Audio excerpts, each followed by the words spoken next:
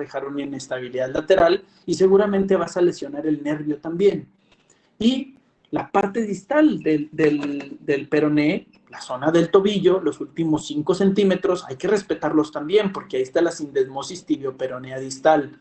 Si tú haces una disrupción en la sindesmosis tibioperonea distal, entonces vas a tener una inestabilidad de tobillo. El astrágalo se va a luxar de la parte distal o la superficie articular de la tibia distal y del maleolo tibial. Entonces, sí, los 5 centímetros proximales y 5 centímetros distales deben de cuidarse. El resto es prescindible.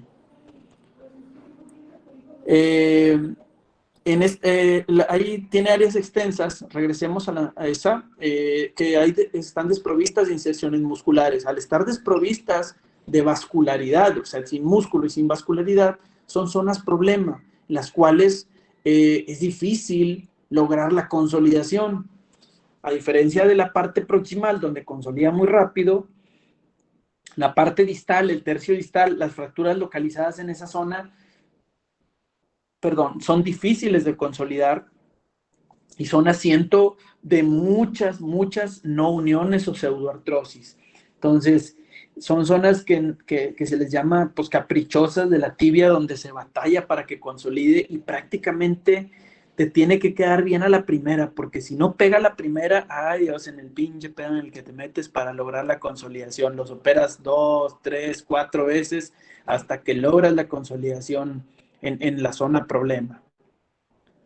Adelante.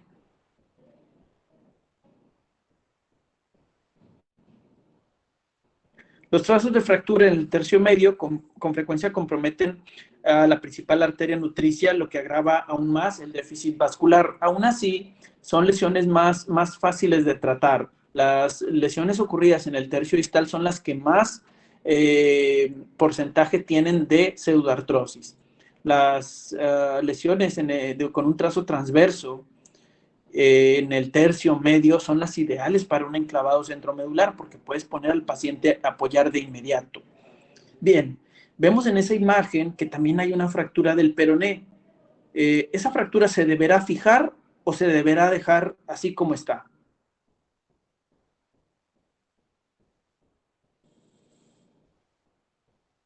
¿Alguien?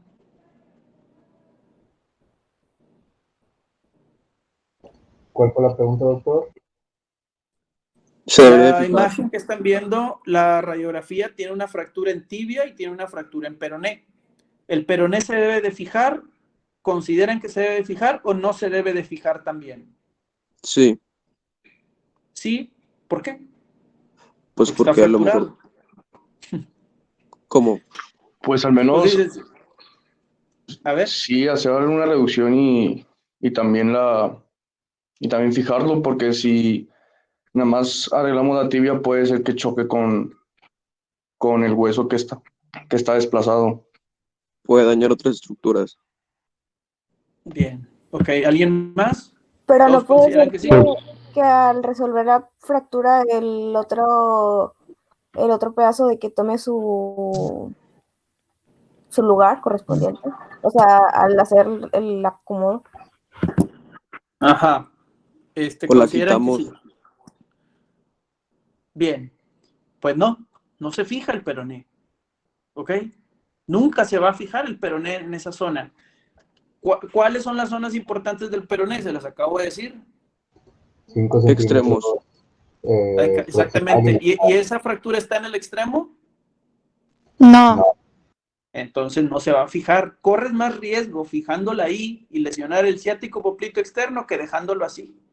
Entonces, recuerden, el peroné puede ser prescindible prácticamente toda su diáfisis, y esa es una fractura diafisiaria. Mientras no esté lesionada la sindesmosis tibio-peronea distal, el peroné no se va a fijar. Aparte que un tobillo, un peroné, un peroné puede consolidar en alrededor de 6 semanas y una tibia se tarda 12. Entonces, si consolida el peroné de forma temprana, puede ser que afecte la consolidación de la tibia. A veces tenemos que entrar y hacer osteotomías al peroné, sacarle 1 pulgada para que no que no se consolide y no nos estorbe en la consolidación de la tibia. Entonces, no se va a fijar, así se va a dejar. El 83% del peso pasa por la tibia, solo el 17% por el peroné. Entonces, en esa zona no se va a fijar. En la parte proximal nunca se va a fijar el peroné. Si en la parte distal, en la sindesmosis, está afectada la sindesmosis, entonces se le va a poner una placa al peroné. Pero de otra manera, no.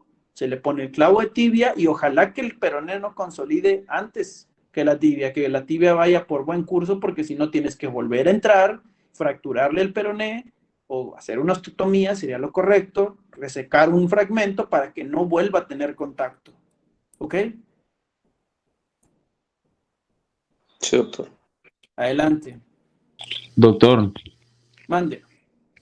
pues por ejemplo, pues si no se fija la fractura esa y el peroné proximal queda, pues por así decir, bailando, ¿a qué se fija para que, por ejemplo, el ligamento que se inserta ahí no cause como un abulsamiento? No va a quedar bailando porque tiene la sindesmosis tibioperonea proximal, es una articulación fibrosa, no va a quedar bailando. Va a quedar fijo a la parte proximal. No va a quedar suelto. Ok, ya. Tiene un ligamento fibroso. Así es. Entonces, y esa pregunta te lo hacen las familias. No, le faltó aquí, doctor. Bueno, tienes que tratar de explicarle así con piedritas, con pinches palitos y bolitas, por qué no se fija esa parte. Y todavía sí hay gente que se va con desconfianza y que incluso llegan a ir a preguntarle a otro médico, ¿verdad? Me ha tocado a mí ver lesiones así de un peroné que no tenía nada que ver, que no debía ser fijado, de que alguien, no, está fracturado y lo metieron para sacarle los billetes. Sí, pero bueno, pues ya en la conciencia de cada quien quedará ese pedo. Bien, la lesión es problema de la tibia. Esta que ven en pantalla, la zona metafisiaria, tiene una vascularidad todavía más pobre, ya que ese nivel arteria nutricia del hueso está terminando su distribución. Entonces es una zona como que ciertamente o relativamente avascular. Hay problemas siempre con esa zona. Te repito, ¿te queda bien a la primera o ya te chingaste? Es un paciente con el que te vas a casar un buen rato para que consolide. Entonces, hay que tener bastante precaución al operar este tipo de lesiones. Y el tratamiento aquí cambia. Ya por lo regular no le pones clavo centromedular, ya es la zona metafisiaria. Entonces, en estos casos, por lo regular aplicas placas anatómicas para tibia distal bloqueadas, tratando de hacer el abordaje mínimo invasivo siempre y cuando se pueda. No se va uno a empecinar de que tiene que ser a huevo mínimo invasivo, pero si se puede dañar lo menos que puedas dañar, estaría bien. Si ya estamos hablando de una pobre vascularidad y yo entro con una herida grande y le estoy pele y pele el hueso, todavía quitándole lo poquito que tiene de vascularidad, en más broncas me voy a meter. Adelante.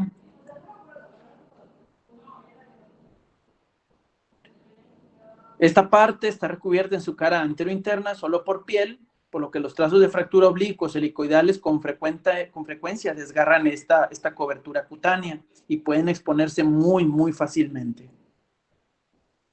Quedan extremos muy agudos de hueso y suele lesionarse la piel.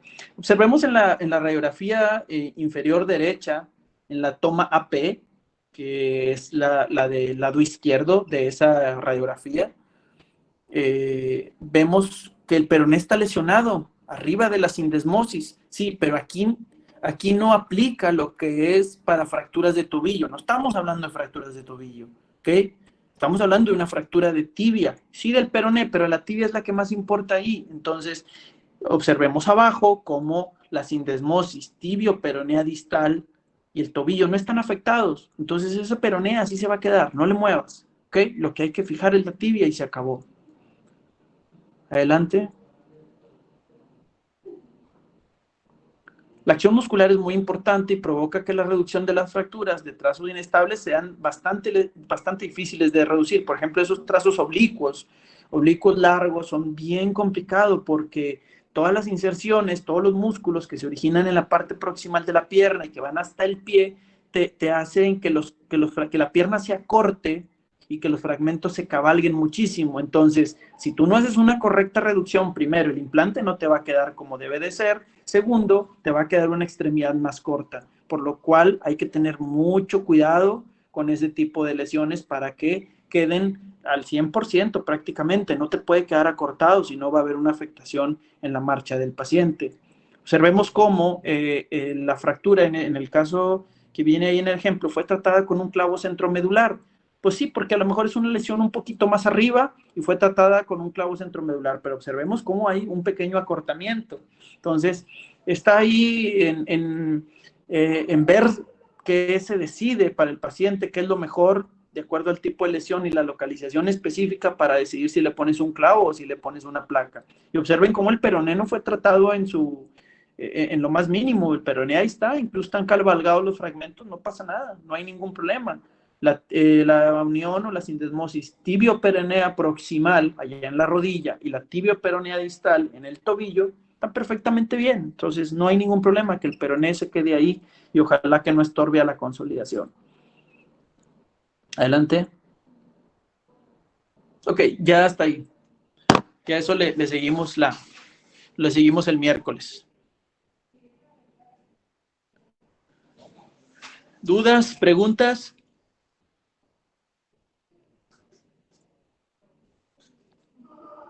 No, doctor. No, doctor. Ok. Ya está, pues.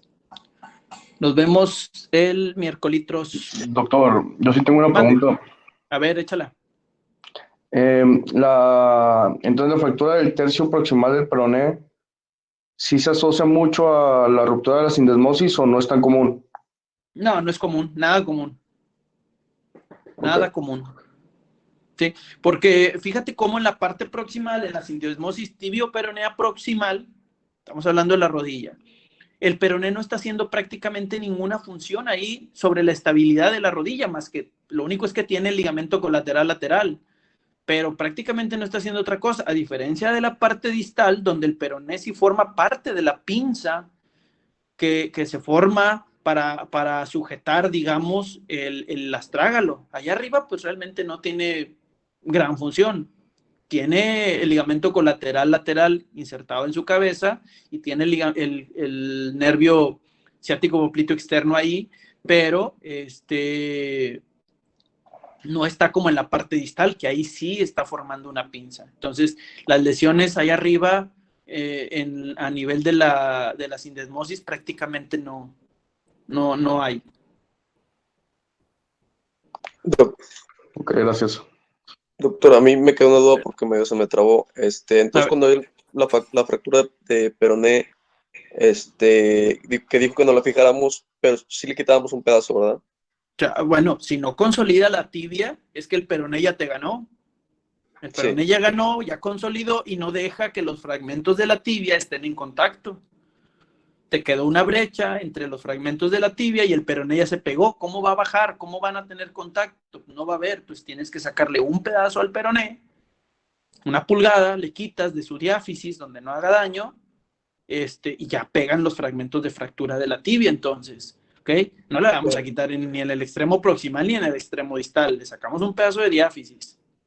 Sí, pero por ejemplo, en el caso de que se fracture exclusivamente el peroné y la tibia no le haya pasado nada, Así se deja, así, no se le quita nada, así. ¿no? Así se deja, ¿sí? Que consolide solo el peroné y si no consolida, pues no consolidó. La tibia se hipertrofia y no hay ningún problema. Ok, doctor, gracias. Órale. ¿Algo más? Bueno, nos vemos el miércoles. Bueno, nos oímos. Qué triste. Chao. Hasta luego, doctor, Hola. gracias. Gracias, doctor. Gracias, doctor. Sí, doctor.